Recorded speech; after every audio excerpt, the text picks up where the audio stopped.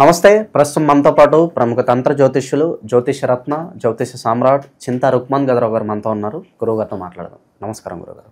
మాతృదేవోభవ, పితృదేవోభవ, ఆచార్య దేవోభవ. ఓం నమో మాందేశ్వరాయ నమః. గురుగారు, ఆగస్ట్ మాసం, విశేషంగా శ్రావణ మాసం, తులారాశి వారి పరిస్థితి ఏ విధంగా ఉండబోతుంది? ఓవరాల్గా ఎలాంటి జాగ్రత్తలు తీసుకోవాలి ఈ శ్రావణ మాసంలో? ఈ ఆగస్టు మాసంలో తులారాశి వాళ్ళ గురించి మనం మాట్లాడుకోబోయే ముందు, మనం ప్రతి మాసం మాస ఫలితాలు చెప్పే ముందు ప్రతి రాశి గురించి కొన్ని ప్రత్యేకతలు మనం మాట్లాడుకున్న తర్వాత నేను చెప్తున్నాము. అందులో భాగంగా తులారాశి వాళ్ళు గురించి మనం మాట్లాడుకోవాలంటే, ఈ తులారాశి చరరాశి. చరము అంటే త్రాసు చరుస్తూనే ఉంటుంది, అటు ఇటు కదులుతూ కిందికి పైకి సమస్థితిలోకి ఒక్కోసారి వస్తుంది. ఎక్కువసార్లు చూస్తే సమస్థితిలో లేకుండా ఇలా పైకి కింద ఉన్నట్టు ఉంటుంది. అంటే వీళ్ళ ఆలోచనలు మారుతూ ఉంటాయి. ఒకసారి పాజిటివ్, ఒకసారి నెగిటివ్, ఒకసారి న్యూట్రల్, ఇట్లా మారుతూ ఉంటుంది. ఇది ధర్మదేవత యొక్క ఆయుధము. మనకు కోర్టులో కూడా చూస్తే త్రాసు ఎత్తుకునే ఉంటుంది ఆ ధర్మదేవత.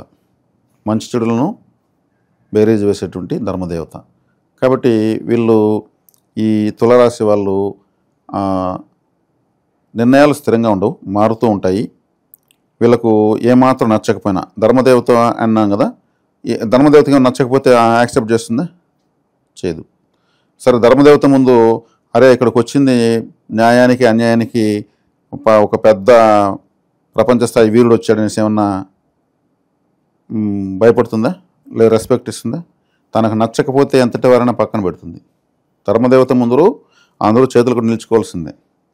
దేవుడు అన్నటువంటి ఒక శక్తి కూడా ధర్మం ముందు చేతులు కట్టుకోవాల్సిందే. అంటే ధర్మదేవత తర్వాతనే, ధర్మం తర్వాతనే ఏదైనా సరే. అందుకే ధర్మరాజుని ఏమన్నారు? ఆయన అజాత శత్రువు అన్నారు, ఆయన ధర్మదేవత బిడ్డ అన్నారు. నిజంగా ధర్మరాజు కోపం అనేదే వస్తే నువ్వు యుద్ధం చేయాల్సిన పని లేదు. దుర్యోధన, సప్త సముద్రాలు ఏకమైపోతాయి, నువ్వు తట్టుకోలేవు. ధర్మరాజు కోపం తెప్పించుకు. నువ్వు వస్తే ఆయన ఊర్లో ఆయనకి ఇచ్చేయి, లేదు యుద్ధం చేసి గెలుచుకో. ధర్మరాజు అదే చెప్తున్నాడు. ఒకటి భాగం ఇస్తాడా, యుద్ధం చేస్తాడు అంటున్నాడు. నువ్వు అది ఇది ఏదేదంటే మనకు కానీ కోపం వచ్చిందనుకో, యుద్ధం అవసరం లేదు, మొత్తం ధ్వంసం అయిపోతుంది. ధర్మదేవతకు ఆగ్రహం తెప్పించొద్దంటే అప్పుడు శకుని లాంటి వాళ్ళు కూడా చెప్తారు, అది నిజమే, ఏదైనా అంటే మనం యుద్ధం చేసుకుందాము, ధర్మరాజుకు మాత్రం కోపం తెప్పించొద్దాం. అంటే ధర్మదేవత ముందు ఎవరైనా నిలుచుకోవాల్సిందే. కాబట్టి వీళ్ళు మంచి చెడులను విశ్లేషించే దాంట్లో నిష్ణాతులుగా ఉంటారు. ధర్మదేవత యొక్క రాశిది. వీళ్ళకు కిడ్నీస్ ప్రాబ్లం వచ్చేందుకు అవకాశం ఉంటుంది. ఎందుకంటే తులారాశి కిడ్నీలు సూచిస్తుంది. మేషరాశి నుంచి కిడ్నీలో రాళ్ళు వస్తున్నాయి అన్నప్పుడు, ఏ రాశి వాళ్ళకన్నా కిడ్నీలు రాళ్ళు వస్తున్నాయంటే తులారాశిలోకి ఏదైనా చెడు గ్రహం వచ్చినప్పుడు ఆ ప్రభావం తగులుతుంది. వీళ్ళు ధర్మదేవత సంబంధం రాసినాను కాబట్టి వైవాహిక జీవితంలో కూడా ఏదన్నా వీళ్ళకి విసుగొస్తే అక్కడ భార్యను కూడా పక్కన పెడతారు. అది తప్పు కదా, నాకు నచ్చలేదు నువ్వు చేసిందంటారు. అది అనురాగంగా ప్రేమానురాగాలతో ఉండాల్సింది కూడా ఒక జడ్జిలాగా తీర్పు ఇచ్చారనుకోండి, ఎలా ఉంటుంది?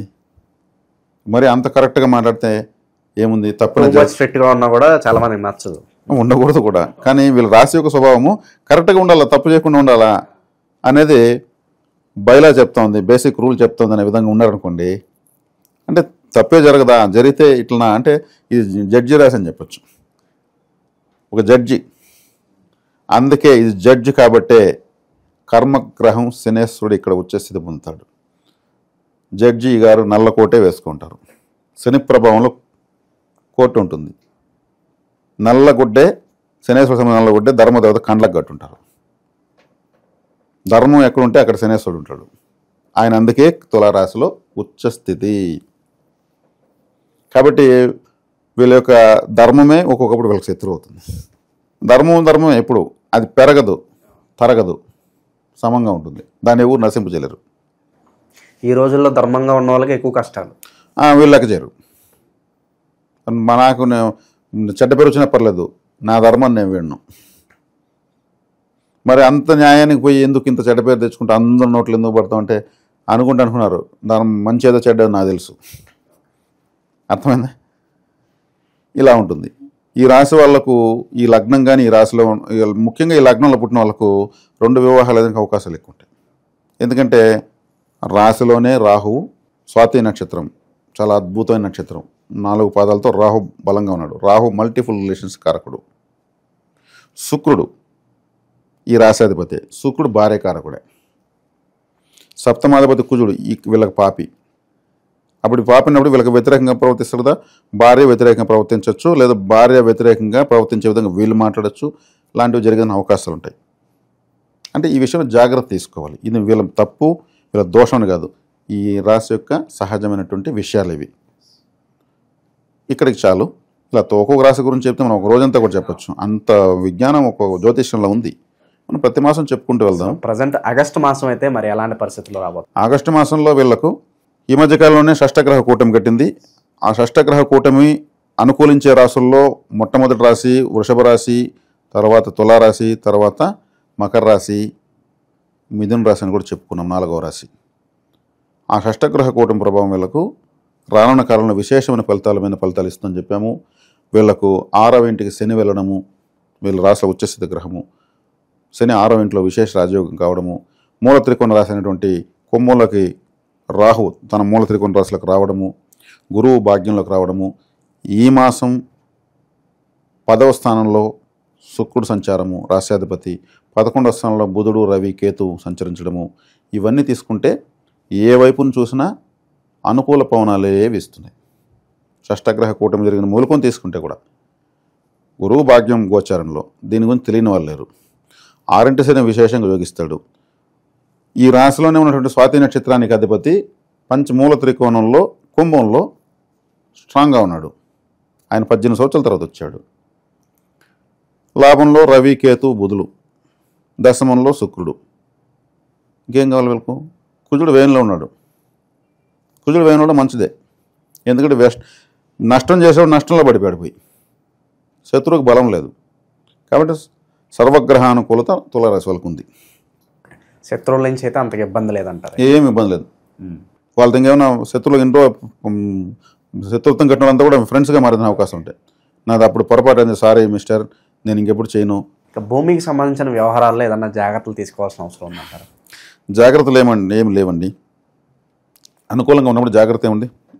సర్వానుగ్రహ కూలుతున్నప్పుడు అన్ని విధాల భూమి, శుభకార్యాలు, వివాహము, కొత్త వ్యాపారాలు, ఇంకా అన్ని రకాల శుభకార్యాలు వీళ్ళు చేసుకోవచ్చు. విదేశీ ప్రయత్నాలు బాగుంటాయి అంటారా? విదేశీ ప్రయత్నాలు బాగానే ఉంటాయి. వీళ్ళ ప్రయత్నాలు ఇప్పుడు చేసుకోవచ్చు. కుజుడు వ్యయంలో ఉన్నాడు. వ్యయస్థాన స్థితికి అంతా కొంత కోల్పోయిన తర్వాత బాగుంటుంది. విదేశీ ప్రయాణాలు సక్సెస్ అవుతాయి, మరి ఇబ్బంది ఏం లేదు. బయట పరిస్థితులు ఎలా ఉన్నాయి మనం చూస్తున్నాము. ఈ అక్రమ సంబంధాల వల్ల చాలా వరకు వైవాహిక జీవితంలో ఇబ్బందులు వస్తున్నాయి. అలాంటి టెంప్టేషన్స్కి గురయ్యే అవకాశాలు అని కనిపిస్తున్నాయి అంటారా? అంటే ఇప్పుడు ఇక్కడ పంచమంలో రాహు, పంచమం అంటే మానసిక స్థానము, అక్కడ రాహు ఉన్నాడు కాబట్టి ఇటువంటి ప్రభావాలు, వాతావరణాలు మారేదానికి అవకాశం ఉంది ఇటువంటి విషయాల విషయంగా. దశమంలో శుక్రుడు అంటే చంద్రుడి యొక్క రాశి. చంద్రుడు మనసు కారకుడు, అక్కడ శుక్రుడు ఉన్నాడు. శుక్రుడు కామకత్వానికి కారకుడు. లాభంలో 3 గ్రహాలు ఉన్నాయి. వీళ్ళు ఇటువంటి ప్రయత్నాలు చేస్తే లాభాలు వచ్చేందుకు అవకాశం ఉందని చెప్పొచ్చు. అంటే లాభాలు వచ్చిందంటే వీళ్ళకి సానుకూలంగా ఉన్నాయని, అంటే ఇది మనం ఎంకరేజ్ చేసినట్టు కాదు, కానీ గ్రహస్థితిని యాజ్ ఈజ్ వివరించేస్తున్నాం. బట్ ఆ రిలేషన్ వల్ల వీళ్ళకి కలిసి వస్తుంది అంటారు, ఏదో పరంగా, ఏదో ఒక రకంగా. అట్లా పరిచయం వల్ల కొంత వ్యాపారాల్లో కలిసి రావడమో, లేదంటే ఇంకేదైనా ఆర్థికంగా ఇచ్చిపుచ్చుకోవడాలో, కొంతమంది వ్యాపారంలోకి లేడీ పార్ట్నర్స్ రావడము, నేను పెట్టుబడి పెడతాను, లాభాల్లో నేను ఏం చేయలేను, పెట్టుబడి పెట్టగలను అనడము, ఇట్లాంటివి కూడా జరిగేదని అవకాశం ఉంది. సహజంగా అక్కడక్కడ జరుగుతుందని చూస్తూ ఉంటాం. ఓవరాల్గా వీళ్ళ నెట్వర్క్ ఎలా ఉంచుకుంటే బెటర్ అంటారు? లైక్ ఎక్కువ మంది కావచ్చు, అంటే ఎవరితో ఎలా బిహేవ్ చేయాలి, నెట్వర్క్ ఓవరాల్గా ఎలా ఉంటే బాగుంటుంది అంటారు వీళ్ళకి? నెట్వర్క్ అనేది ఎత్తుకుంటే వీళ్ళ యొక్క రాశి యొక్క సింబలే తులా అని చెప్పాను. తులా అనే దానికి స్థిరత్వం లేదు అని చెప్పాను. కాబట్టి నెట్వర్క్ని వీళ్ళు ఎక్కువ కాలం పాటు స్టాండర్డ్గా పెట్టలేరు, మారుతూనే ఉంటుంది. కొత్త నెట్వర్క్ ఎంటర్ అవుతూనే ఉంటుంది. అంటే నెట్వర్క్ అంటే ఫ్రెండ్ సర్కిల్ కూడా నెట్వర్కే, బంధువర్గం ఒక నెట్వర్క్. కాబట్టి ఆ విషయాల్లో వీళ్ళు ఏ విధమైన నెట్వర్క్లో తీసుకున్న మార్పులు అయితే జరుగుతూనే ఉంటాయి. ఫలానా మనం స్టాండర్డ్గా చెప్పలేము. ఎప్పటికప్పుడు కొత్త మనుషులు వస్తూనే ఉంటారు. కొత్తదనానికి కారకుడు రాహువే. ఆ నక్షత్రం ఇక్కడే ఉంది. ప్లస్ వీళ్ళ సింబల్ కూడా త్రాసు ఎప్పుడు స్థిరంగా ఉండదు కదా. కాబట్టి లాభాధిపతి రవి వీళ్ళకు బాధకాధిపతి కాబట్టి నెట్వర్క్ స్థిరంగా పెట్టడు. నరఘోష నరదిష్టికి ఏదన్నా రెమెడీస్ చెప్పండి, ఎందుకంటే చాలా వరకు మంచి ఫలితాలు ఉన్నాయి కాబట్టి ఆబ్వియస్లీ పక్క వాళ్ళ చూపు మన మీద పడుతూ ఉంటుంది. దీని నుంచి తప్పించుకోవడానికి ఏదన్నా రెమెడీ ఏదన్నా చెప్పండి. ఒక 3 రంగుల నూలు ఉంటుంది. అది ఒక లావు సూదికి చెక్కి ఒక నిమ్మ పండు తీసుకుని మధ్యలో గుచ్చి దానికి అటు ఇటు మిరపకాయలు గుచ్చి వీళ్ళు దిష్టి తీసుకొని అలాగే ఎత్తి వీళ్ళు డ్రైనేజీలో కానీ డస్ట్బిన్లో కానీ వేయాలి. 3 రంగుల నూలు అంటే ఒక 3 గ్రహాలకు సంబంధించినటువంటి రంగులు అందులో ఉంటాయి. సూది అంటే బాధించేదని అర్థం. దిష్టి తీస్తే మనం వాదించేటువంటిది ఆ 3 రంగుల నూలు, ఈ పచ్చిమిరపకాయలు, నిమ్మకాయ. ఇదొక తాంత్రికమైన ఒక వస్తువులాగా ఉంటుంది.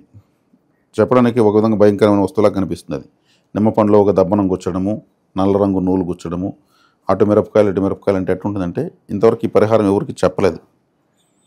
ఇది తీయడం బెటరు. ఎక్కువగా వీళ్ళకి పాజిటివ్ గ్రహాలు ఉన్నాయని మీరు అడగడంలో సందేహం ఏం లేదు. దిష్టి కూడా ఎక్కువ ఉంటుంది.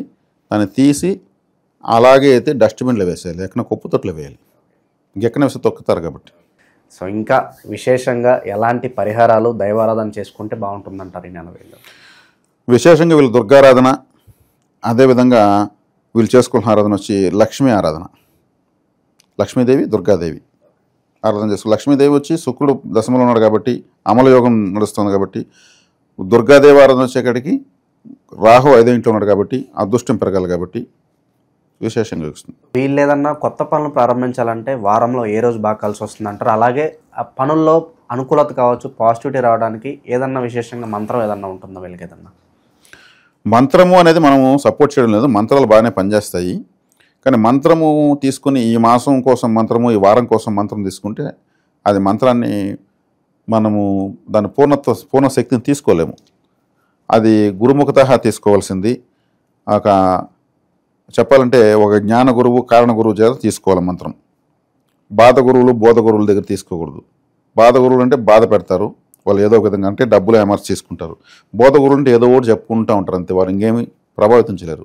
జ్ఞాన గురువులు అంటే సంపూర్ణ జ్ఞానం ఉంటుంది వాళ్ళకు, వాళ్ళు జ్ఞాన మార్గం చూపించగలరు, వాళ్ళ దగ్గర తీసుకోవచ్చు. కారణ గురువులు అంటే మీకోసమే ఉంటారు, వాళ్ళు వెతుకుతుంటారు నీకోసం. వాళ్ళు పట్టుకుంటే లైఫ్ సెటిల్ అంటారు. నీ జీవితం మార్చి వదిలేస్తారు. మాస ఫలితం అవసరం లేదు, వార ఫలం అవసరం లేదు.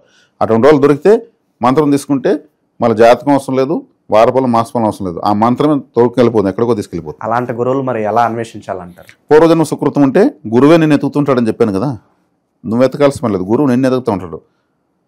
కాబట్టి పూర్వజన్మ సుకృతం ద్వారానే లభిస్తాడు అటువంటి గురువు. సో ఆ అదృష్టం అందరికీ వరించదు, అందరికీ రాదు, అది అయ్యే పని కాదు. సో ఓవరాల్గా తులారాశి వాళ్ళకి ఈ నెల ఎలాంటి ఫలితాలు ఉంటాయి, ఎలాంటి పరిహారాలు చేసుకోవాలి, అద్భుతంగా వివరించారు. ధన్యవాదాలు గురుగారు. ధన్యవాదాలు.